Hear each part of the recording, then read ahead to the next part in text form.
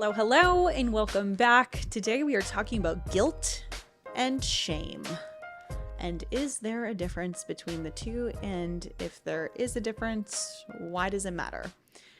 And my argument is going to be that it actually matters a lot to understand the difference between these two things. And this whole idea for this podcast episode, I feel like I've said this so much lately, but I get so many good ideas from the students inside the health mindset coaching certification. We're running our 10th round right now. We only open 2 times per year. And these discussion calls are just so good and really get me thinking about what I can talk about on the podcast. And so many different, we have such good conversations. So this conversation originated from one of those group calls with my students. And we were talking about like when a client says they feel guilty versus when they say that they feel ashamed or they feel shame over something. And is there a difference between those two things? And my argument is yes. And also Brene Brown's argument is yes. And I found some really interesting information from Brene about the differences between these two constructs, guilt and shame. And it kind of adds to the conversation around where my mind was already going as far as the differences are. So really, when we're thinking about guilt, it's I feel badly because I did this. Whereas with shame, what we're looking at is I feel badly because I am bad. There's something about me and who I am as a person that is wrong, that is broken, that is bad. Whereas guilt, again, is more of it's just based on an action that I took and I am not happy with that action after the fact. So what I shared on the HMCC call is something I hadn't really put together before.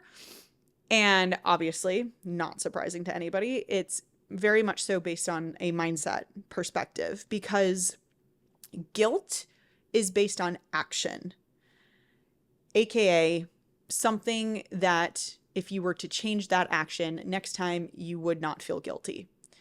Whereas shame is based on how you see yourself. It's who you are, which is likely something that feels a lot less changeable. That's just the way it is type of situation. And it feels weird to say this, but guilt is actually, because of that, more growth mindset coded, and shame is more fixed mindset coded. And I say this because with a growth mindset, at the bare bones definition of a growth mindset is believing that you can change something, some specific thing. And remember, I've said this before, but you could have a growth mindset about one thing and believe you can change, improve, and develop that one thing, but that doesn't mean that you have a growth mindset in everything. So growth mindset, you believe that you can change something.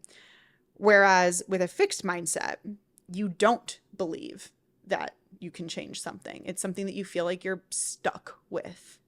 So when we're talking about guilt, and from my perspective, from this mindset perspective, it's actually seemingly better to feel guilty than it is to feel shameful, because guilt is based on actions and shame is based on who you are as a person. So with this, you can totally steal all of it and use it with your clients, or please use it with yourself. But if your clients are feeling guilty about something and they're sharing that with you, you could explain this to them. I mean, I wouldn't go to them and be like, well, it's a good thing you don't feel ashamed, because that would be way worse. But instead, you can explain to them that guilt is based on an action. You just did something. You made a choice to do something, and now you don't feel great about it. But what's amazing is all you really have to do is change that action and do differently next time, and then you won't feel this way, which then could turn into a whole mindset conversation around whether or not they actually believe that they can change those actions, that they can do something differently in the future. So it's a really good jumping off point for for mindset work with your clients to kind of position it that way and just see how they respond. So I really love that idea in general. And I know I mentioned Brene Brown at the very beginning of this episode, and she talks a lot about the difference between shame and guilt in her books. So I actually grabbed a quote from her that I want to read and then unpack with you. So she said, "I believe that if we want meaningful and lasting change, we need to get clear on the differences between shame and guilt." Which, hey, sounds good to us because that's exactly what we're trying to do with our clients and also do with ourselves. We want meaningful, lasting change. We don't want just change that lasts for 30 days. And then she said, that also means moving away from labeling and an end from using shame as a tool for change. So shame as a tool for change is something we see in the fitness industry a lot. This is going to be extreme examples, but do you hate yourself and what you see in the mirror? Then come do this. Or are you tired of feeling that there's something wrong with you and that's why you can't stick with anything? Then come do that. So we see that a lot. I think a lot less now, but it definitely still exists. And if you take anything away from this podcast episode, please never shame people into working with you. Because if they feel shameful about themselves after speaking to you, after seeing your content, and then they're like, okay, you're right, like I'm ready to do something about this, and then they want to work with you because of that, you're starting the coaching relationship off in such a negative place. And that's what you can expect from the rest of the coaching relationship as well. You start negative, it's going to continue to be negative. So the other part of Brene's quote is about how we should be moving away from labeling, and why that's related to shame is exactly what I was talking about before, because people see themselves as a certain way and they see that as not good. So they're labeling themselves in a way. And I actually discussed this a little bit in a recent episode, the one about emotional eating, and shared some results from a study where people who labeled themselves, they reported that they were emotional eaters, were significantly more likely to eat in the face of stressors. So they're stressed out, so they go have a snack. They're stress snackers, right? Because they've labeled themselves as emotional eaters, compared to those who don't label themselves as emotional eaters. They didn't have the same problem. In fact, those people were more likely to not eat in times of stress. And that was the results from one study that I shared. So if that's interesting to you, definitely go check that episode out. And when we believe who we are as a person is the reason we can't do something, that is a really tough spot to be in. That is fixed mindset at its finest. Because I feel like I am this person, so there's only so much I can do about that. It's not necessarily something I can change like an action. In fact, I am this person, so I take certain actions because of who I am. So be cautious here, because you might be accidentally assigning labels to your clients without realizing it. For instance, if they are sharing an experience of emotional eating where, hey, I didn't hit my macros those days because I was just really stressed out, and before I knew it, I had an entire sleeve of Oreos, and that's why I'm over on my carbs and fats this week.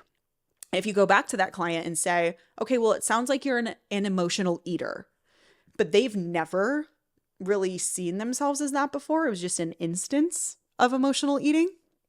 Now they're going, wow, I have a problem. Who I am is a problem. I am now classifying myself as an emotional eater because my coach called me that. So be cautious here when you're using those types of words, those types of labels with your clients. And of course, with all of this, I know I'm saying, okay, well, guilt is technically somewhat, it seems, better than shame. That doesn't mean I want you to make your clients feel guilty either. Like, please don't use guilt in your marketing instead, because Kasey said don't use shame. So I guess we'll use guilt. And it's growth mindset coded, so it's good. That's not what I'm necessarily saying here either, but instead just to pay attention to the words that your clients use pay attention to the things that you tell yourself and what that means from a mindset perspective. Because, my friends, your beliefs are a reality creation technique, and your beliefs will dictate what actions you take. So pay attention. Be cautious with your words. Pay attention to the words that your clients are using. Listen to what you're telling yourself and what you're telling other people, because it can make a big old difference. I can tell you that much. Okay. Super quick episode this time. I just really wanted to get my thoughts out there to you, and I'd be curious to hear what's coming up, because it's a very just like interesting conversation. And it really never is just semantics when we're talking about mindset. Words matter. They matter a lot. So I hope you enjoyed this short episode, and I will see you next week.